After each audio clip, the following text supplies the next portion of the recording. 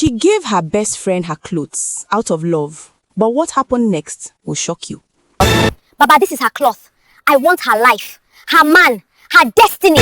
Riches are tied to her mother's legs. If the wealth comes to you, your own mother will never walk again. My mother has walked all her life. If I must be rich while she sits, then let her sit. Let me take her life. Let her life become my life. Let my life become her life.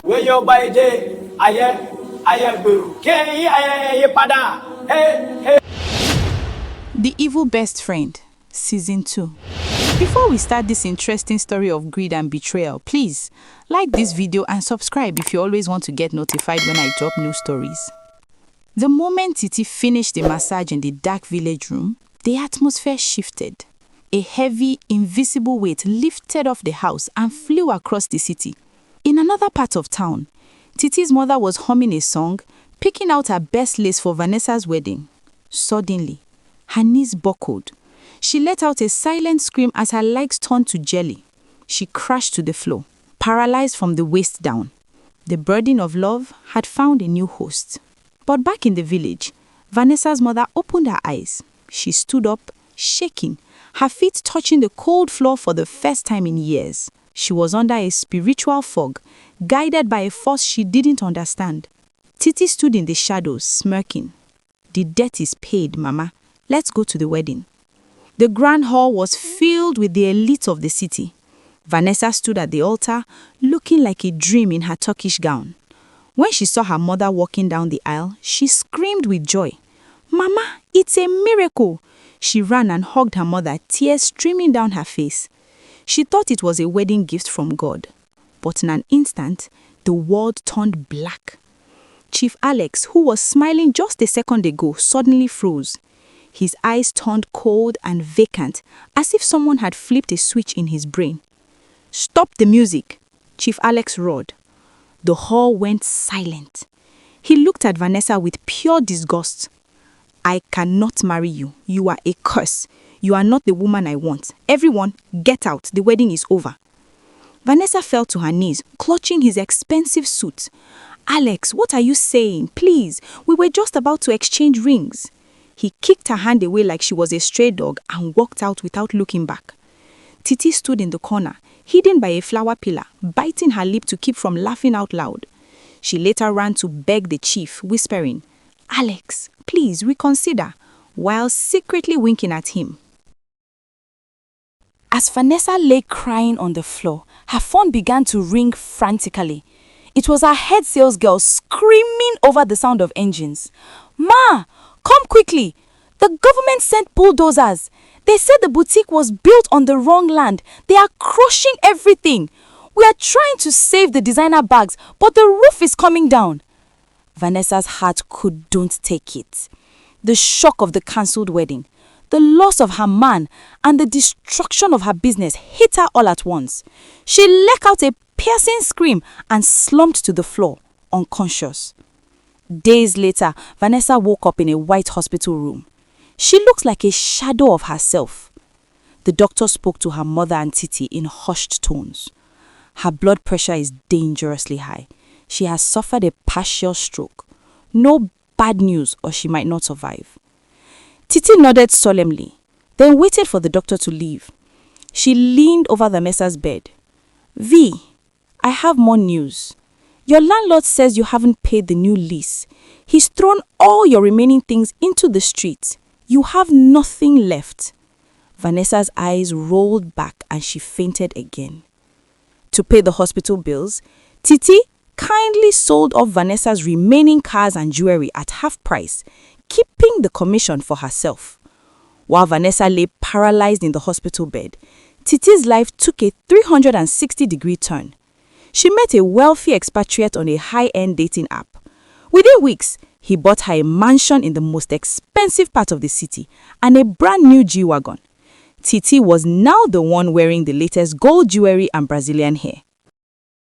Titi would visit the hospital every day, dressed in $5,000 outfits, carrying a small bag of fruit. Oh, Vanessa, don't worry, Titi would say, filing her long nails. I'll pay for your treatment. I'm seeing a new man now. He's so rich, he takes me to Paris for lunch. I'll tell you all about it so you can stay motivated to get well. Vanessa, her voice slurred from the stroke, whispered, "Thank you, Titi. You are my only true friend. When I get out, I will work twice as hard. I will get everything back." Titi would pat her hand and smile. "Of course, babe. Keep dreaming." But the moment Titi stepped into her G-Wagon, she would burst into a wicked laugh that filled the car. She would drive home to her mansion, pour a glass of vintage wine, and toast to her reflection. "Stop dreaming, Vanessa. Your good life is in my pocket now.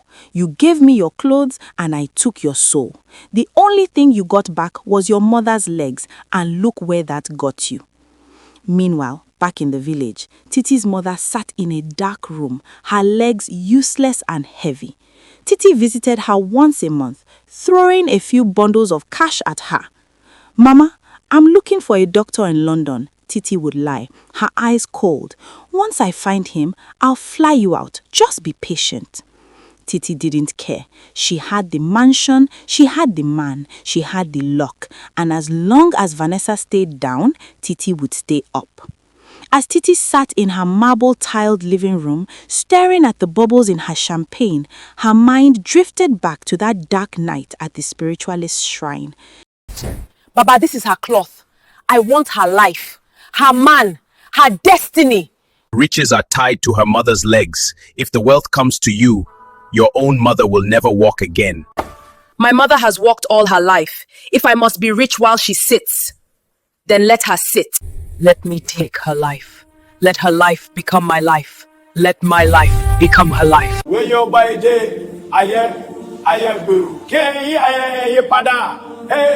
She remembered the smell of the damp earth and the flickering red candles. She had handed over Vanessa's expensive silk dress, the one she had worn when she closed her biggest deal. The spiritualist had warned her, "To take the fruit, you must move the tree. If your friend's mother walks, yours will fall. Do you accept?" Titi hadn't even hesitated. She didn't even blink. "I don't mind if my mother never walks again," she whispered, her eyes dancing with greed. "As long as I live like a queen, as long as I am the one they envy. Take my mother's legs and give me Vanessa's crown." Back in the present, Titi was tucked under her 1,000 thread-count Egyptian cotton sheets. The mansion was silent, protected by high walls and electric fences. But stone walls cannot keep out what you have invited in. Around 3 a.m., the room turned icy cold. Titi stirred in her sleep and slowly opened her eyes. There, sitting in the designer armchair at the foot of her bed, was her mother, but it wasn't the kind mother from the village. Her skin looked like grey ash, and her eyes were glowing with a terrifying demonic red light. She wasn't sitting, she was hovering just above the seat, a wicked, twisted smile stretching across her face.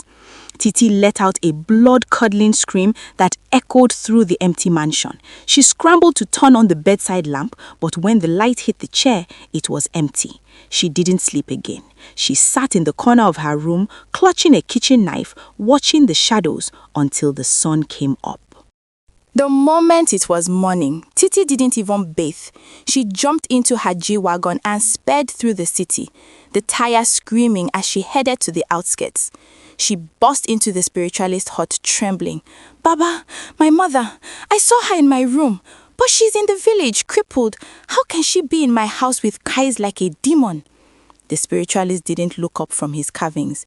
His voice was deep and heavy. "The spirits are restless, Titi. You made a deal. Your mother's stillness is the anchor of your wealth. If she moves, the anchor drags." "But she can't move," Titi cried. "I saw her myself. I went there and gave her cash for her upkeep. She was on the floor." The spiritualist finally looked at her, his eyes cold. "The cash you gave her, what did she do with? A mother's heart is stubborn. She didn't buy food, Titi. She sent someone to the city to buy heavy-duty crutches. She has been practicing. She has been trying to stand." Titi's heart stopped. The spirit saw her, the man continued, his voice dropping to a hiss. A few days ago, she managed to take 3 steps using those irons. That is why you saw the ghost. The contract is cracking. If that woman fully masters those crutches, if she walks even 10 meters, everything you have will turn to dust, and the demon you saw will not just watch you, it will take you. Titi gripped her car keys so hard they drew blood. What must I do? Go back to the village, the Baba commanded. Make sure she never stands again. If you fail, the life you stole will be paid for with your own blood. Titi ran to her G-Wagon, the engine roaring like a wounded beast. She had to get to the village. She had to destroy those crutches. She had come too far to let a pair of metal sticks take away her mansion. The road to the village was long, but Titi drove her G-Wagon like a woman possessed. The spiritualist's words played on a loop in her head. She is practicing, she is trying to stand. Every time Titi looked in the rearview mirror, she didn't see the road, she saw those glowing red eyes. Her foot was heavy on the gas, her speedometer climbing higher and higher. She was flying past a small roadside market when it happened. A young boy, no older than 10, stepped into the road. He was balancing a heavy tray of ripe mangoes on his head, hoping for a quick sale. There was a sickening thud and the sound of breaking glass. Mangoes scattered across the black tar like drops of gold, but the boy lay crumpled and still. Titi slammed on the brakes, the tires screaming. Within seconds, a mob of angry traders and bystanders surrounded her car. "You've killed him! These rich people think they own the world," they shouted, banging on her tinted windows. Titi stepped out, her designer shoes stepping into the dirt. "It was an accident. I'll pay. I have money," she screamed, but her voice was drowned out. The boy was unconscious, blood pooling near his tray. Before she could negotiate her way out, the sirens wailed. The police arrived, and Titi was whisked away in handcuffs, leaving her luxury car behind. Inside the cold, damp police station, Titi was losing her mind. The officer behind the desk was slow, typing her statement with one finger. "Name?" he asked. "Titi, please, I need to get to the village. My mother, it's an emergency." "An emergency more important than the life of that boy in the hospital?" the officer replied coldly. Suddenly, the lights in the station flickered. The air grew sick with the smell of rotting flowers. Titi looked toward the dark corner of the cell area, and her heart nearly stopped. There she was, the demonic figure of her mother, towering over 7 feet tall. Her skin was peeling like burnt paper, and those massive, glowy red eyes were fixed on Titi. The figure didn't speak, but its mouth opened in a wide, silent laugh. "Mommy, leave me alone!" Titi shrieked, jumping out of her chair. "I have to go! I have to stop you! Get away from me!" She tried to bolt for the door, but the officers grabbed her. Titi was hysterical, clawing at the air. "She's right there! Don't you see her? Mom, please don't walk! Stay down!" A female officer delivered a stinging blow to Titi's cheek, snapping her head to the side. "Keep quiet! There is nobody there but us. You are either high on something or you are mad." They dragged her toward the holding cell. As the iron bars clanged shut, they cuffed her hands to the railing. "Call your lawyer. Until that boy wakes up, you aren't going anywhere." As Titi slid down the cold wall of the cell, sobbing and shivering, the scene shifts. In the village, the sun is setting over the small house. Inside, a local-born doctor, a rugged man with years of experience, is tying leather straps around Vanessa's mother's legs. He hands her a pair of heavy metallic crutches. "You have been strong, Mama Titi," the doctor says, wiping sweat from his brow. "Your daughter gave you money for food, but you chose to heal. Today, we try to move, one step at a time." The old woman grips the handles. Her knuckles turn white. With a groan of pure willpower, she heaves her body upward. Her feet touch the dirt floor. She trembles, but she doesn't fall. Back in the cell, Titi feels a sharp, agonizing pain in her own legs. It's as if the floor of the prison is turning into hot coals. She looks through the bars, and the demonic shadow of her mother is standing right outside the cell, pointing a long, withered finger at her. Titi realizes with a jolt of horror, every inch her mother rises, Titi's world crumbles. She is trapped, she is broke, she is behind bars, and miles away, the miracle that will destroy her is only a few steps from being complete. Will the boy survive the crash? Will Titi be able to stop her mother and keep her wealth? Or will the demon reach her before she reaches the village? Is this the end for Vanessa?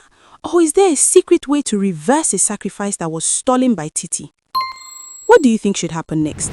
Like, share this story, and comment season 3 if you want a season 3. Don't forget to subscribe and follow Stories by Ada TV for more interesting stories and movies.